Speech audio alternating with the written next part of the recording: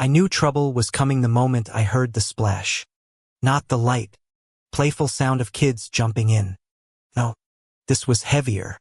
Entitled and followed by a shrill laugh that made my stomach turn. And when I walked out to my backyard, the sight that met me was enough to make me freeze. Karen. Yes, that Karen. She was lounging on a float in my pool like she owned the damn thing. Sunglasses perched high. A glass of rose balanced precariously on the side. And when she saw me standing there, fists clenched at my sides, she had the audacity to wave. Oh, hey. Finally decided to open the community pool. My jaw nearly hit the deck. What the hell are you talking about? Karen. This is my backyard. My pool. You broke in. She laughed again. High-pitched. Fake. Dripping with that tone only Karens seem to master. No. You're mistaken. According to the Homeowners Association covenant, this area falls under shared property. Meaning, she leaned back dramatically, water lapping against her float. This pool belongs to the neighborhood. I swear I almost screamed. Shared property. That's insane. This pool was built before the Homeowners Association even existed. I paid for it. I maintain it. And you trespassed onto my land. She tilted her head, like I was the one losing my mind. Honey, you're misinformed. I'm on the Homeowners Association board. I know the rules. And if you don't want to be reported for restricting access, I suggest you calm down. Oh, God. My heart was pounding. I could feel the rage bubbling inside me, and yet there was this surreal absurdity that made me almost laugh. Reported. For not letting her trespass. Was she serious? But I didn't laugh. I stepped forward. Voice steady but low. Karen. Get up. Now. Her response. She splashed water at me. Splash. Like a bratty child. Except this brat was a grown woman in her 50s with way too much mascara. Relax. It's just water. Don't be so uptight. My hand twitched toward my phone. That was it. I wasn't going to yell. I wasn't going to threaten. I was going to record. And that's when the twist began. Because the second I started filming, her entire attitude shifted. Her shoulders stiffened. Her lips curled into the snarl. What are you doing? You can't record me. That's illegal. I laughed. Actually laughed this time. Sharp and bitter. Illegal. You're in my pool. On my property. You broke the gate lock to get in. You don't get to cry privacy now. Karen's face turned red. Not from sunburn. Not from heat. This was pure rage. She started paddling closer to the edge, waving her arms like some deranged water queen. I'll sue you. I'll sue the Homeowners Association will back me up. You don't know who you're messing with. That's when my neighbor, Alex, peeked over the fence. He had that look, half entertained, half exasperated. Dude, why is she in your pool? Karen spun around. Because it's not his pool. It's the HOA's pool and I'm enforcing community rights. Alex blinked. Then he started laughing so hard I thought he'd choke. Are you kidding me? Everyone knows this is his private pool. Karen, you're insane. Her eyes narrowed, her voice dropping into this icy hiss. Careful. Alex, you're in violation. 2. Remember the lawn violation last spring. Alex rolled his eyes. Lady, I beat that violation. You're grasping at straws. The tension thickened, hot as the noon sun beating down on us. My pulse was hammering, my hands trembling, not from fear, but from sheer fury mixed with disbelief. How do you even argue with someone so delusional? I exhaled sharply. That's it. You had your chance. I'm calling the cops. Her head snapped toward me, water dripping from her hair as she climbed out, wet footprints slapping across my deck. Oh, please, call them. You think they'll side with you against the Homeowners Association. They'll laugh in your face. But oh, how wrong she was. The officers showed up quicker than I expected. Their car rolling down the street with that quiet authority that makes everyone peek out their windows. Neighbors gathered. Some curious. Some recording. All whispering.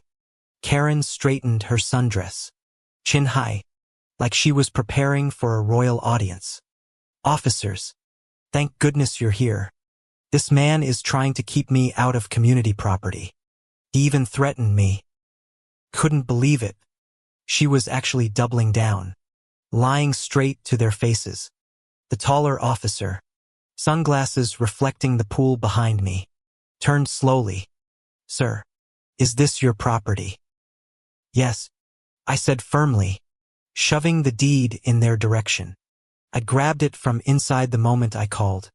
This pool, this land, is all mine. Built before the homeowners association. She broke my lock and trespassed. The second officer bent down, inspecting the broken latch on the gate. He raised an eyebrow. Looks consistent with forced entry. Karen's confidence wavered, just slightly. And no, that was already broken. He doesn't maintain his property. Alex piped up, phone in hand. Funny, because I filmed her climbing over the gate 15 minutes ago. He waved the phone like a trophy. The crowd buzzed, gasped, murmurs, a few suppressed laughs. Karen's face drained of color. The first officer's voice turned steely.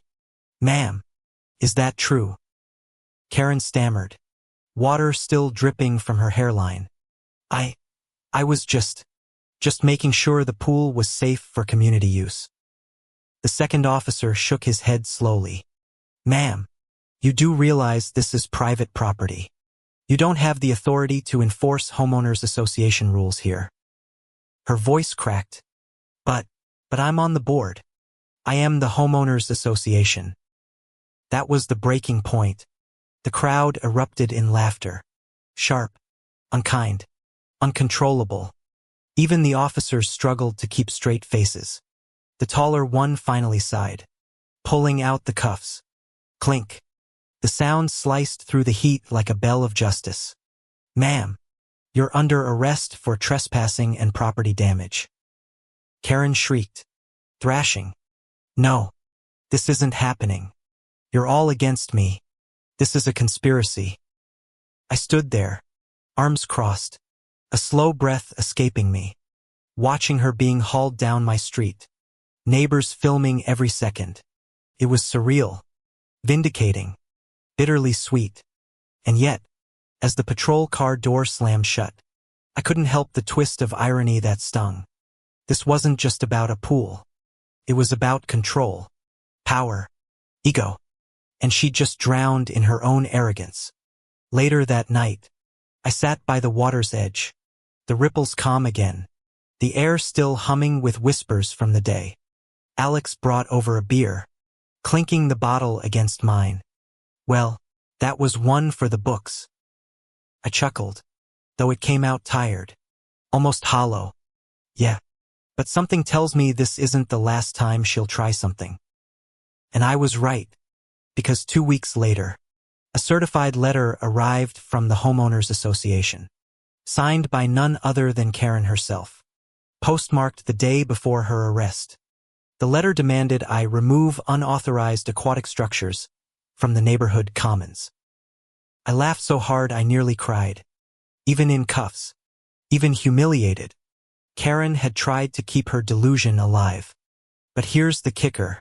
The Homeowners Association itself disbanded shortly after. Too much bad press. Too many lawsuits. Too many board members resigning after her stunt went viral online. In the end, my pool stayed mine. Karen.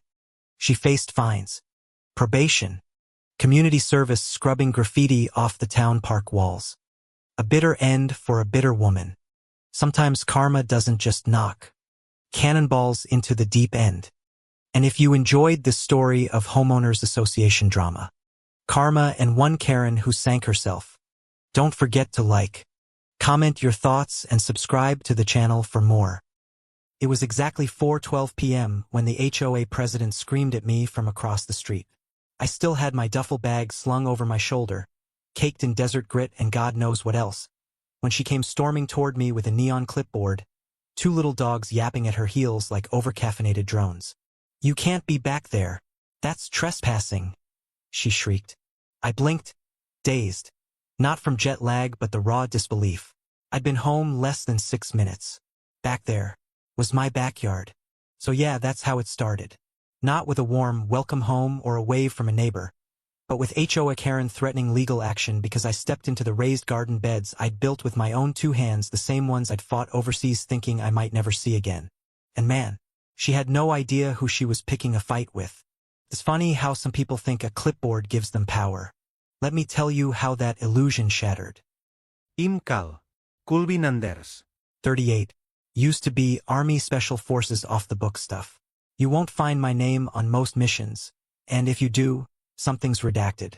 I won't bore you with war stories, but let's just say I know how to get into places. And out of trouble. Or at least I used to. When I finally rotated stateside for good, I bought this quiet fixer-upper in a sunny little community outside Santa Rosa, California.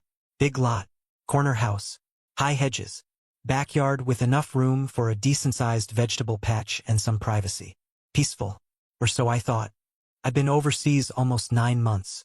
My property manager had been maintaining things, mowing the lawn, watering the plants, keeping the lights on, but the place still looked a little wild when I got back. The roses had overgrown the side gate. Weeds pushed through the fence slats. That morning, I finally got boots on my own dirt and took a stroll to the back. I wanted to feel it again. My land. That's when she ambushed me. Karen, full name Karen Thistlewood, because of course it is marched across the cul-de-sac like she owned the zip code. President of the HOA wears a permanent scowl, like she's allergic to happiness. Bleach blonde helmet hair. Tennis visor that's never seen a court. She wasn't alone either. 2 other HOA board members flanked her, like she was some sort of suburban warlord. "You're not allowed back there," she barked again, her voice like gravel through a blender. I raised an eyebrow. "Back where?" "In the backyard. That's under HOA review since you abandoned it." "Abandoned?" "Lady, I was defusing IEDs outside of Kandahar. But sure, let's call it abandonment." I exhaled slowly. "That's my yard. My property." Karen lifted her clipboard like it was a sword. "The HOA has documented multiple violations in your absence: untrimmed hedges, unauthorized raised beds, suspicious irrigation activity, and a recent disturbance reported behind your garden. We have reason to believe squatters have been using it. For your own safety, you're not allowed to enter until it's been formally reviewed." My jaw tensed. "That's not how this works." One of her lackeys, a skinny guy with horn-rimmed glasses and a nasal voice, piped in. "We sent notices, Mr. Anders. Several. All ignored." "Yeah. I'd love to see them try to deliver certified mail to a FOB in the Afghan highlands."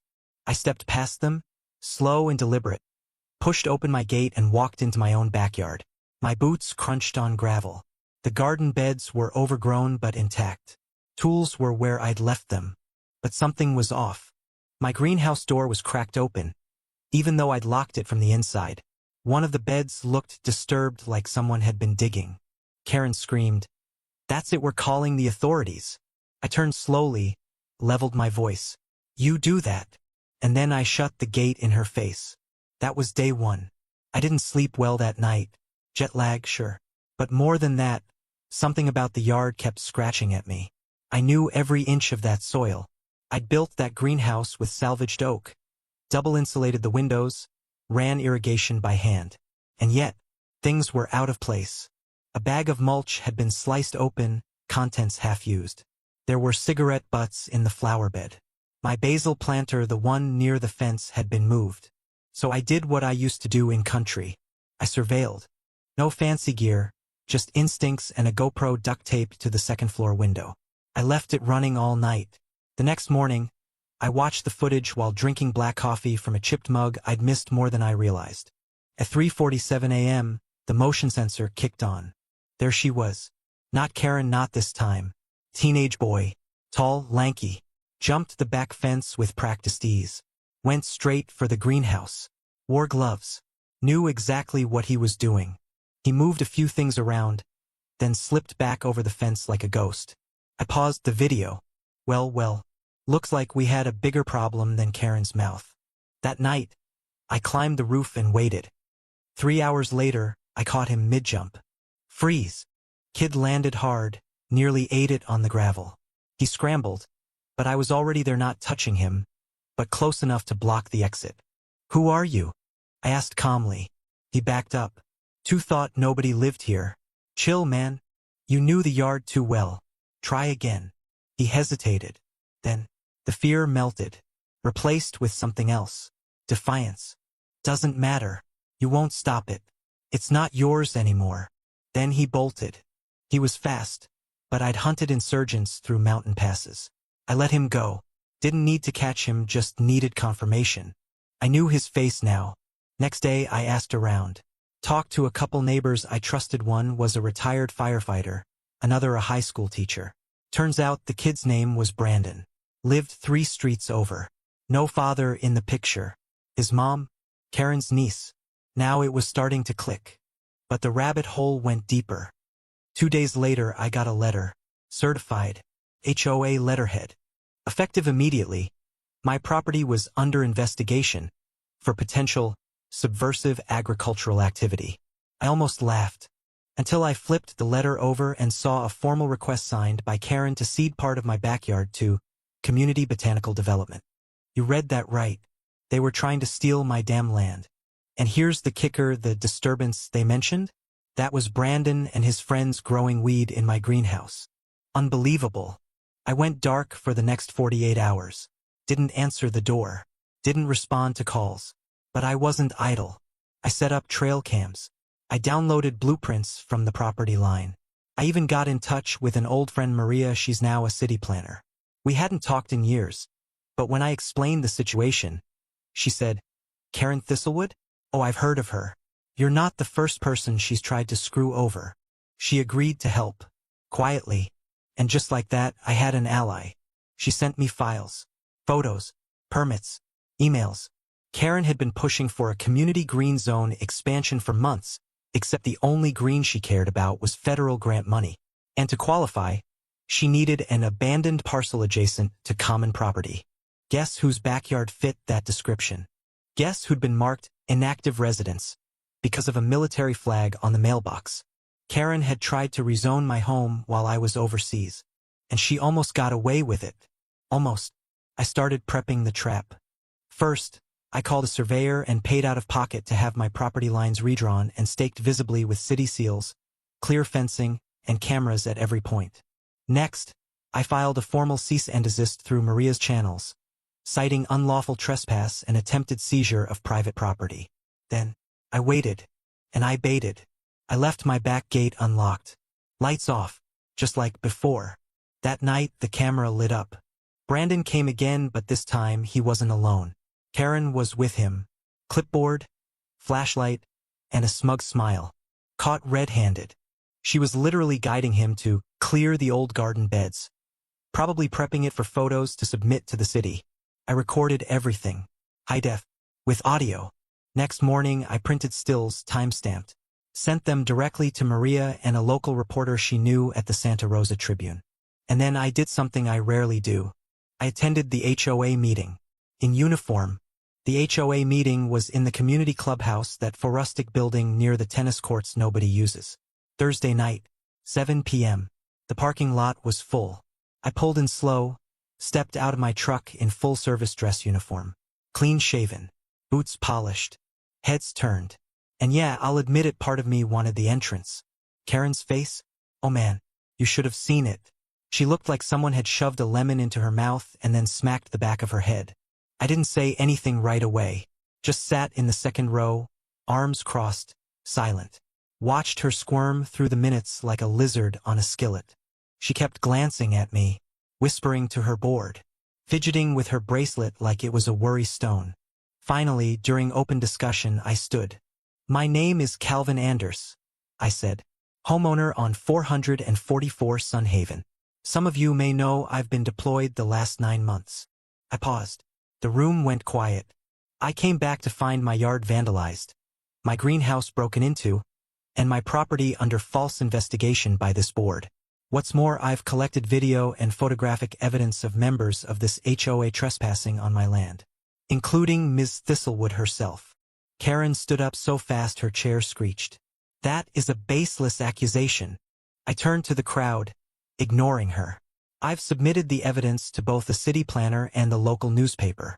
I've also filed a cease and desist order and requested formal review of the HOA's current leadership, citing fraud, trespassing, and attempted misappropriation of private land. People were murmuring now. Her board members looked like they wanted to disappear into their chairs. Karen stepped forward, finger jabbing. This is a smear campaign. He abandoned his property for months. He forfeited his rights by letting it become a public nuisance. I raised an eyebrow. Is that what you call my garden? A nuisance? She doubled down. The HOA had to intervene to prevent illegal use of the space drug activity was reported. I had to protect the neighborhood. That's when I pulled out a USB stick. Here's the footage. Includes your nephew breaking in. Multiple times. The only illegal activity came from your family. You could hear a pin drop. Karen's mouth opened and closed like a fish out of water. But I wasn't done. There's also evidence, I added, that you've been petitioning the city to rezone my backyard as community property while I was deployed, using my military status to mark me as inactive. That's not just immoral. It's criminal. Gasped. A few people actually gasped. Karen looked ready to scream. But before she could, one of the other board members, the guy with the horn-rimmed glasses, stood up slowly. "Tu didn't know any of that," he said, looking pale. Karen said we were expanding the butterfly garden. I didn't know she filed zoning changes without informing us. Karen whipped around. Lyle, shut up. But it was too late. The tide had turned. I nodded once and left without another word. Let the HOA eat itself from the inside. But I wasn't finished. Not by a long shot. Over the next few days, the Karen smear machine kicked into high gear. Anonymous notes were left on my truck. Go back to the military, you don't belong here. Flyers showed up in mailboxes saying I was dangerous, unstable, harassing women. Classic Karen. Play the victim. Paint me as the aggressor. But that was a miscalculation. Because this time I did fight back. I had Maria pull zoning records going back 6 years. Found out Karen had pulled a similar stunt with another resident elderly woman. Passed away in 2021. Her property line had mysteriously shifted during renovations. And suddenly the HOA had a new tool shed where her garden used to be. I also uncovered emails between Karen and her grant contacts. She'd been trying to get federal funds by inflating the number of shared use areas in the community. And then, jackpot, a copy of a doctored photo showing my backyard with the HOA logo photoshopped and submitted as part of the grant application. Straight up fraud. I printed everything. Photos, maps, emails, and I went public. Local paper ran it under the headline, HOA President Accused of Land Grift Scheme Targeting Deployed Veteran. Social media lit up. I didn't even post it myself, someone else did. Probably Maria. Within hours, it was viral. My inbox exploded. Veterans groups reached out. Some of the neighbors who'd ignored me suddenly wanted to bring over pie and talk things out. Karen? She locked down, closed her curtains, refused to comment. But Brandon didn't. I caught him skulking near my gate a few days later, hood up, trying to look invisible. Kid, I said, you're lucky I didn't press charges. He looked up, eyes hollow. You don't get it. My mom made me. She said she'd kick me out if I didn't help. Said we needed the money. My anger slipped sideways into something more complicated. I sighed. You ever think about just saying no? He shrugged. She doesn't give a crap. About anyone. I nodded. Yeah, I'm getting that impression. Then he pulled something from his pocket. A flash drive. Here, he said. You'll want this. I raised an eyebrow. What is it? Camera footage. From her laptop. She kept backups. I used to help her edit stuff. It's all on there. Everything she planned. And just like that, the final nail in her coffin dropped into my hand. The footage was devastating. Karen had secretly filmed HOA meetings where she discussed targeting absentee owners. using code violations to pressure land turnover, and even joked about how easy it was to manipulate zoning records. One clip had her flat out saying, "That vet? He won't even know what hit him." Well, now the whole county did. I passed the drive to a lawyer, veteran-owned firm, pro bono. They filed suit the next day. Civil fraud, defamation, attempted unlawful seizure. And the best part? Karen was forced to resign before the lawsuit even reached court. I wish I could say that was the end. But some stains take longer to clean. A week later, I caught two neighborhood guys pouring paint on my front walkway, HOA loyalists. Still bitter. I didn't lay a hand on them, just filmed it and let the cops handle it. But it shook me. This place I bought for peace? It was a war zone in khaki slacks and HOA bylaws. Still, I stayed. And I rebuilt. Maria helped me get a full property audit. Redrew all the lines. Put my name on every square inch in bold ink. I tore out the damaged beds. Installed new ones with lockable covers. Kids from the local school now volunteer with me to grow produce for shelters. We call it Victory Garden 2.0. And the community changed. Slowly. More folks started showing up to meetings, voting, asking questions. Karen's whole board got replaced within 3 months. She moved out 6 weeks later. For sale sign went up on her lawn like a white flag. I watched from my porch as the moving truck pulled away. Didn't wave. Didn't need to. You know, they say combat changes you. But I think suburban war might be worse. At least overseas you know who your enemies are. Here, they smile, wear pastel sweaters, carry clipboards. But now they know. So do I. And if another clipboard ever comes swinging into my yard again, well, let's just say the cameras are still rolling. Always. The irony? I moved out here to be left alone. But turns out privacy has a price. Especially in places where people like Karen think they can redraw lines just because they wear a name tag with a fancy little president on it. Still, even after Karen's resignation, her mess didn't go quietly. There was damage left behind not just to my soil or my name but to trust. My trust in neighbors, in institutions, in the whole damn idea of community. And it wasn't done yet. A month after Karen moved out, I came home to find a bright orange city notice nailed to my fence. Pending stop-use order. Unauthorized agricultural operations. My stomach dropped. What the hell? The letter claimed that I was operating a commercial farm on residential land without the right zoning permits.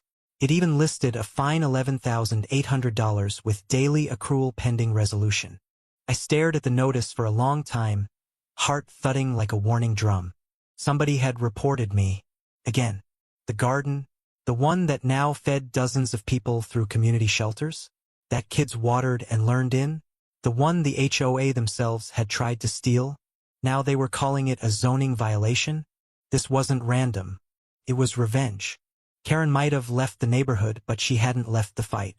And I'll be honest, in that moment I felt tired, bone tired. I leaned against the gate and let out a long, shaking breath. Again, I muttered to myself. Really? But when you've done what I've done, seen what I've seen, you learn something. When people come for you a second time, you hit back twice as hard. Not with fists, with facts, with allies, with receipts. So that's what I did. First, I called Maria. She picked up on the first ring. Let me guess, orange sticker? You already know. Karen's still trying to pull strings. My guy at the zoning board said someone's been submitting anonymous complaints with photos, maps, even falsified yield data saying you're selling produce for profit. She's trying to frame me as an illegal farmer now? Exactly. And if it sticks, they can seize the land under municipal code. Same old playbook, just dressed up in a new bureaucracy. I swallowed my anger and focused. What do we do? She didn't hesitate. We go surgical. Over the next week, we built the case. I documented everything: my volunteer logs, donation receipts, the kids' names who came through the school program. Every single tomato, carrot, and bag of basil had a trail now. Maria pulled every zoning exemption in the county and found 3 precedents for educational use gardens on private property, all protected under the same clause Karen was trying to use against me. She even found one that Karen herself had approved as HOA president. 2 years ago, I printed that one extra big. Meanwhile, I got a visit. Saturday morning. I was out back laying drip lines when I heard the gate creak open. It wasn't a neighbor or a city rep. It was Brandon. Again. He looked different. Worn down. Pale. Like someone had wrung the fight out of him. "Hey," he said quietly. "Can I talk?" I stood up slowly. "You're brave coming here again." "I know. I need to make something right." I didn't respond, just waited. He looked around the garden, eyes softening. This place.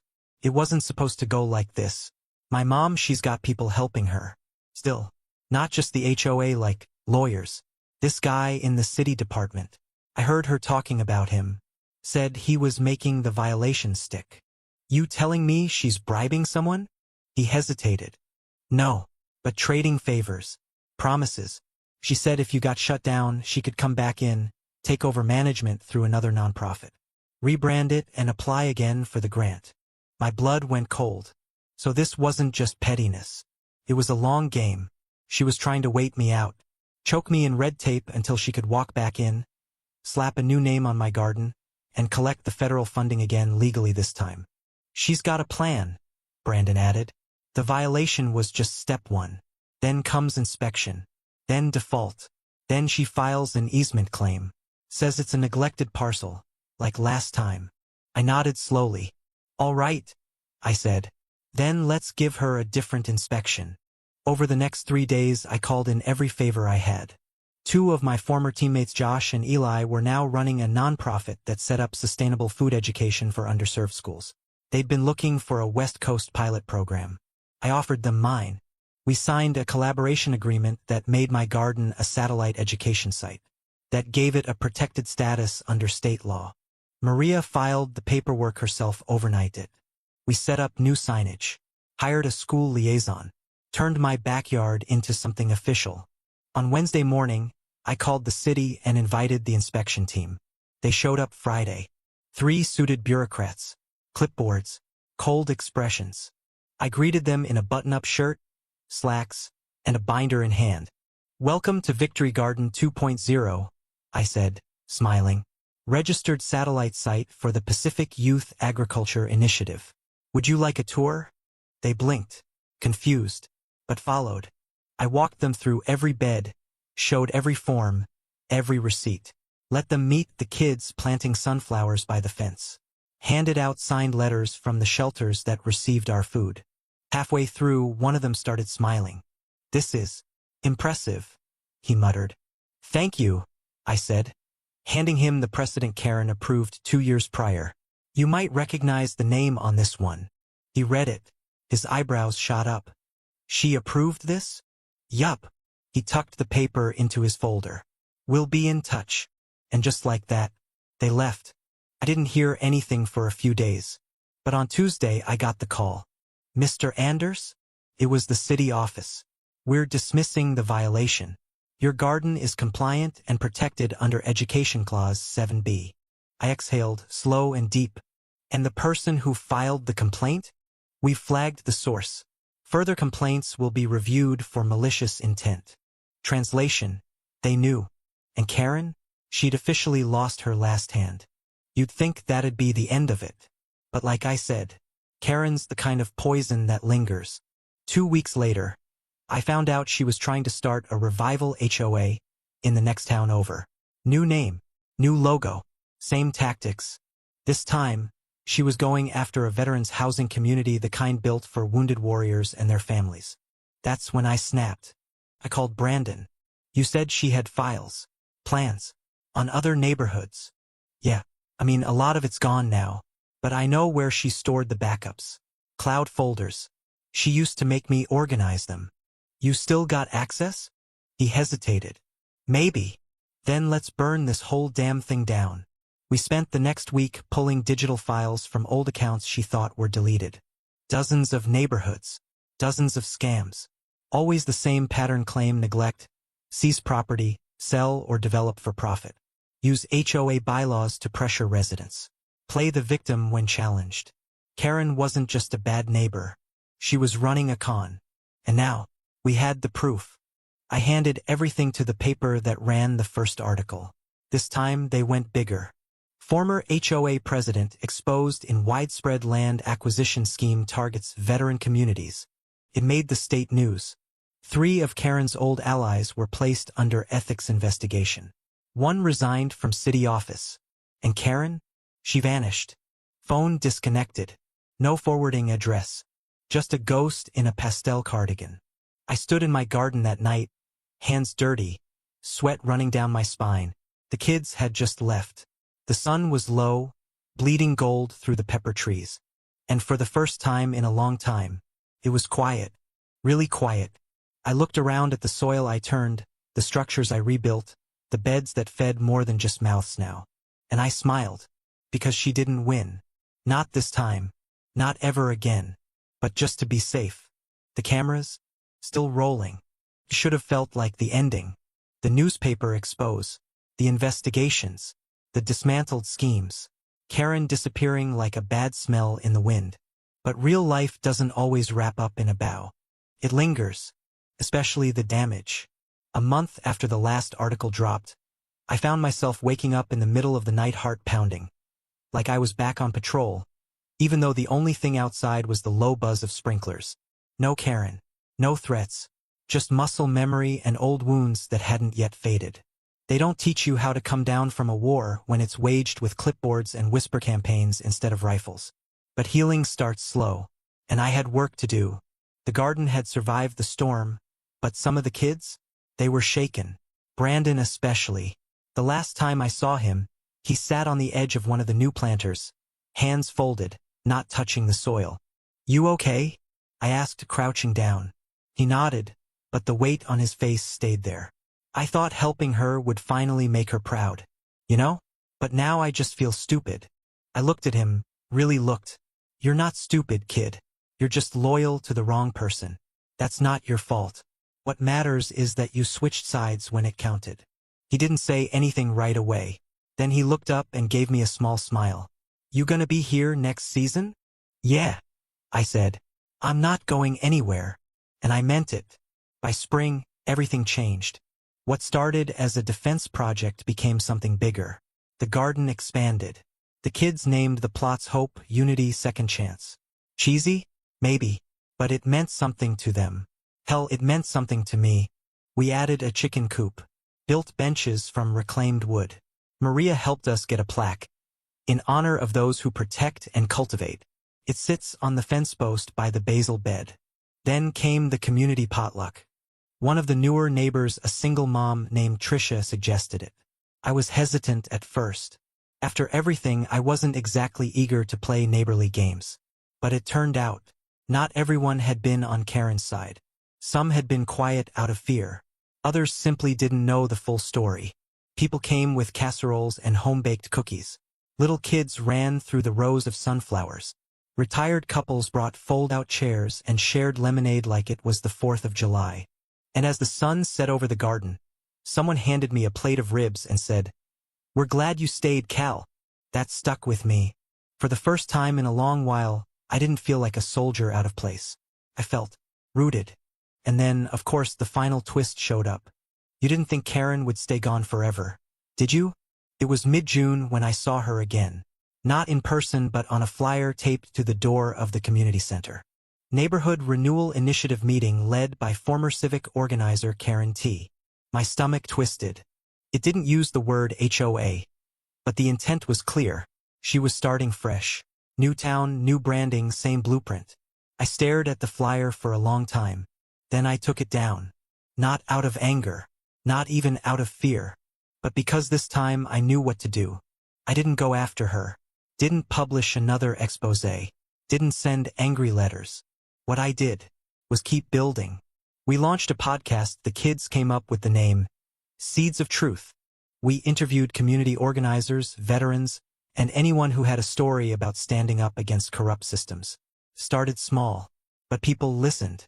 Some even reached out to say, "That happened to me too." Turns out Karen wasn't one of a kind. She was a symptom. And once people realized that, they started pushing back together. The garden became more than food. It became a symbol of resistance, of reclamation, of peace earned through fire. A year passed, then another. Karen faded into the background, like static on a bad radio. Maybe she tried again somewhere else, I don't know. I stopped watching. What I did focus on. Growth. Of the plants. Of the people. Of myself. The nightmares lessened. My back stopped tensing every time a clipboard came near. I even got used to hearing laughter in my yard again, the real kind. Not the fake smiles people wore during Karen's rule. And one morning, standing barefoot in the dew-soaked grass, holding a mug of coffee while the sun warmed my face, I realized something. This was what I fought for. Not just the land, but the right to stand on it in peace. I know this wasn't your typical action story. There were no car chases, no explosions, no last-minute rescues.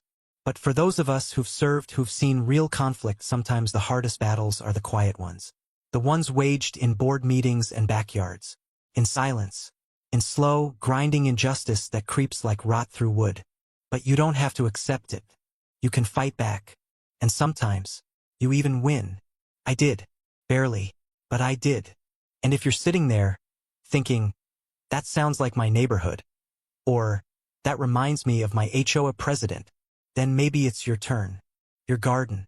Your line in the dirt. Hold it. Because no one else will. Thanks for sticking with me through all of this. Seriously. If the story made you think, if it made you feel something, I'd love to hear what you think.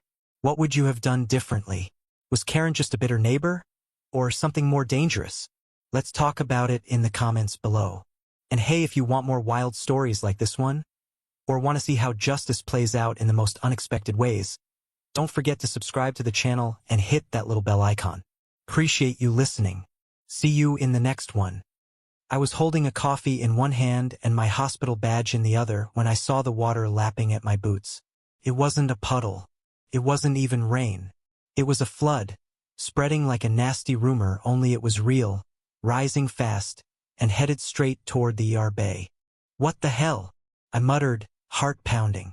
Overnight shift at the county hospital is brutal enough without the parking lot turning into a lake. I sprinted toward the emergency entrance, the sound of water sloshing against tires echoing behind me. Nurses in scrubs were waving their arms at the ambulance that had just pulled up, now half submerged. We had patients being rolled out on stretchers, diabetics, stroke victims, and water climbing around their gurney wheels. And where was it coming from? Check the storm drain, someone yelled. It's not draining. It wasn't.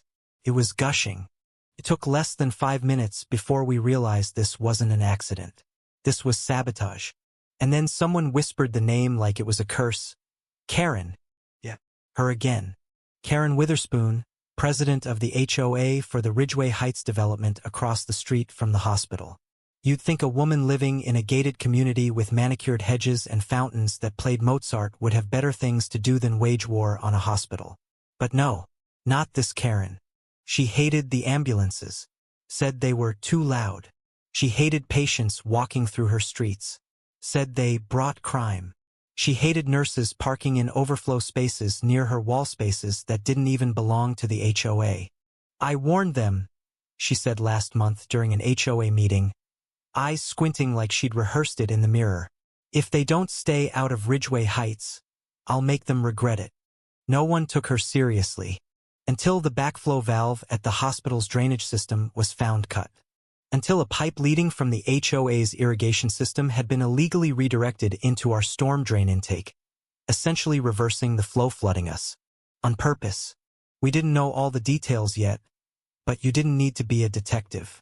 She'd been ranting for weeks, and now here we were with 5 cars underwater, 2 ambulances rerouted, and a cancer patient's chemo appointment canceled. The worst part? She tried to leave. Not kidding, just 30 minutes into the chaos. A Ridgeway Heights golf cart came buzzing down the street. Yep, Karen. Sunglasses, visor, arms crossed, looking smug as hell. Y'all should invest in better infrastructure, she said, glancing at the rising water like it was beneath her. A nurse shouted, "We have patients stuck in there." Karen smirked. "Not my problem." That's when a firefighter named Marco, God bless him, stormed over and said, "It will be your problem when we find your HOA water lines spliced into ours." Her smile twitched. "Excuse me, but we weren't letting this go. Not this time. Too much damage. Too many lives disrupted. I called dispatch. We need city engineers. Now. And bring code enforcement. While we waited, the water kept climbing. A technician slipped and sprained his wrist trying to wade through it. A diabetic patient fainted from stress. I swear I could hear Karen humming, like this was a victory. And then sirens. Not ambulances this time. Fire crews. 2 big red trucks pulled up and the firefighters didn't waste a second. They brought industrial pumps and slammed them into position like they'd been waiting for this moment. You should have seen the water fly. The roar of the machines shook the pavement. Hoses blasted the flood away from the ER and into the emergency overflow reservoir. You'd think the cavalry had arrived. Karen started backing up literally. Her golf cart jolted and reversed. "Where do you think you're going?" I asked, stepping into her path. She glared. "I didn't do anything." I pointed at the spliced pipe now visible under the curb, water still dribbling out of it. "That your handiwork? That's on your side of the street." Marco chimed in, holding up a soaked blueprint map the city inspector had just handed him. "Actually, this pipe originates from Ridgeway Heights. Unauthorized connection. You're gonna need a lawyer." That's when her face cracked. She turned to Rune on foot this time, but slipped in a puddle and landed flat on her, but with a splat. I shouldn't have laughed, but come on. Karma has a sense of humor. People cheered. I'm not even kidding. One of the nurses clapped.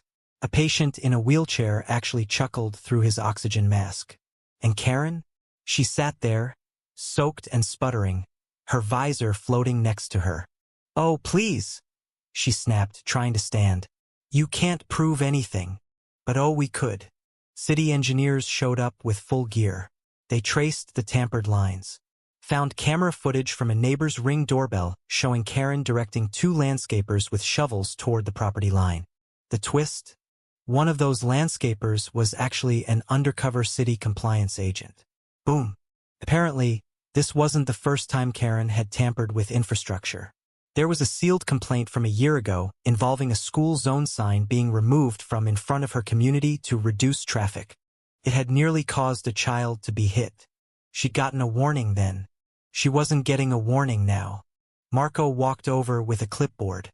"Karen Witherspoon, you are under investigation for felony public endangerment, property damage, and obstruction of emergency services."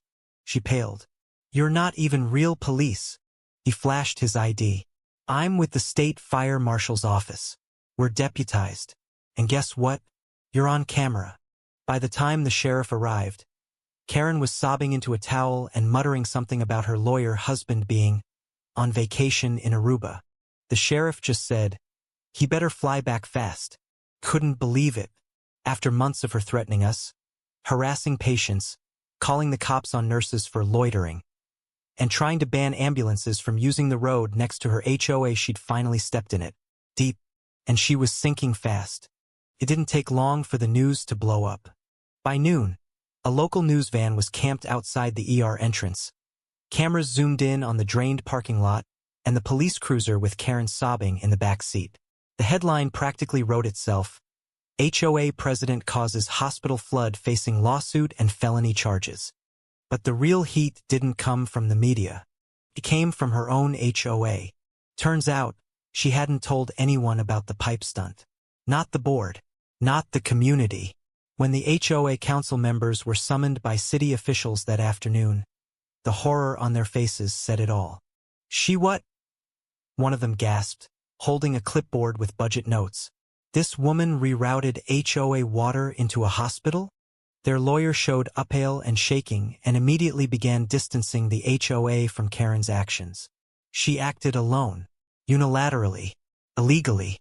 We will not defend this." But it was too late. The HOA insurance? Cancelled. The community? Facing a class action lawsuit from the hospital. And Karen? She was being served with a personal lawsuit by one of our ER nurses whose car had been totaled in the flood. Then another from a patient's family who missed a critical appointment. And another. By the end of the week, the word lawsuit might as well have been tattooed on her forehead. The HOA board held an emergency meeting and voted unanimously to strip her of her title. Her front yard sign that once read, HOA President, Keep Standards High, got yanked out by a teenager with a skateboard and chucked in a trash bin. And the final twist? Her property sat on land leased partially from the county. You guessed it, hospital land. She had no legal right to even restrict access to the sidewalk where she'd been threatening patients and nurses. She wasn't just a Karen. She was a tenant on government land, starting a war she never had the title to fight. As she was officially evicted from her HOA leadership and hit with 4 separate lawsuits, she finally issued a public statement. It was awkward, legalistic, and filled with passive-aggressive blame. But no one cared, because the damage was done. And justice? Served piping hot by firefighters, city engineers, and a whole hospital that refused to back down. So next time someone tells you HOA power trips aren't dangerous, just show them what happens when one Karen tries to flood a hospital. She didn't just lose her title. She drowned her own reputation. And if you want more HOA drama, justice served, and stories where the lawsuits fly faster than HOA fines, don't forget to subscribe to the channel. Karen kicked a baby stroller with an infant inside. Yes, you heard that right. And then, brace yourself. She had the audacity to scream that the stroller had attacked her. The chaos erupted in the middle of a quiet suburban street. One of those places where birds chirp on Saturday mornings and you'd expect nothing worse than a lawnmower running too early. But suddenly, there was this crack of sound. The sharp metal-on-concrete scrape of a stroller wheel, followed by a high-pitched shriek that split the air. Oh my God! Did she just... A woman gasped from her front porch, frozen in place with a mug of coffee trembling in her hand. Yes, Karen had kicked the stroller. And inside that stroller, a 6-month-old baby, peacefully napping until the violent jolt sent the tiny body rocking forward with a muffled cry. The mother, Lily, let out a guttural, panic sound that made everyone's stomach drop. You monster! What is wrong with you? Her voice cracked, tears instantly welling as she grabbed the stroller, pulling it close. The baby let out a scream, the kind of raw, helpless sound that makes your blood boil just hearing it. Karen, unfazed, clutched her knee dramatically and shouted, "That stroller rammed into me. Assault. I've been assaulted." Her voice carried across the cul-de-sac like a siren, and for a second you could almost believe she was auditioning for some twisted play. Pause. No one moved. The disbelief was so heavy you could practically taste it in the air. And then, just like that, everything broke loose. Are you insane? Someone yelled from across the street. A dog barked, setting off another in the neighborhood, as if the animals themselves were calling her bluff. Karen staggered theatrically, grabbing a low tree branch for support. She tried to kill me with that stroller. That baby is a weapon. She wailed. Weapon. She actually said weapon. Against a baby. The laughter came first. A nervous chuckle from a teen recording with his phone. But then anger roared louder. Neighbors rushed forward, circling, voices overlapping like crashing waves. Call the cops right now. She kicked the stroller. I saw it. She almost hurt that baby. God, is the baby okay? Lily's hands trembled as she checked her infant, her breath sharp and ragged. The child cried but moved fine, little legs kicking against the blanket. Relief swept through the crowd, relief laced with fury. But Karen doubled down. She staggered into the street, flailing her arms. No, arrest her. She endangered me with her reckless stroller driving. She aimed it at my legs. Her voice hit a screeching pitch that made people wince. Tires screeched at the end of the block. A patrol car rolling in faster than anyone expected. Someone must have already called 911 in that first split second. Because here came the real test. 2 officers stepped out. One tall and calm. The other younger with a hand already brushing his radio. Their eyes darted between the crying baby, the shaking mother and, well, Karen, who suddenly threw herself onto the ground with a dramatic thud. My knee. My spine. I've been attacked. She howled, pointing a trembling finger at Lily. Arrest her before she kills someone else. The silence that followed was deafening. Then came the whispers, sharp as blades. She's lying. She kicked it. I swear on my life. I got the whole thing on camera. Yes, camera. Multiple cameras. Phones up everywhere, catching every second in shaky, breathless footage. The taller officer stepped forward, kneeling near the stroller. Ma'am, is your child okay? Lily's voice cracked. She kicked him. She kicked the stroller. He could have hit his head. What kind of monster? Her words dissolved into a sob and the younger officer's jaw clenched. The sight of a terrified mother shielding her child. That hit hard. Karen, however, wasn't done with her performance. She rolled on the pavement, clutching her side. Check the footage. That stroller hit me first. It's vehicular assault.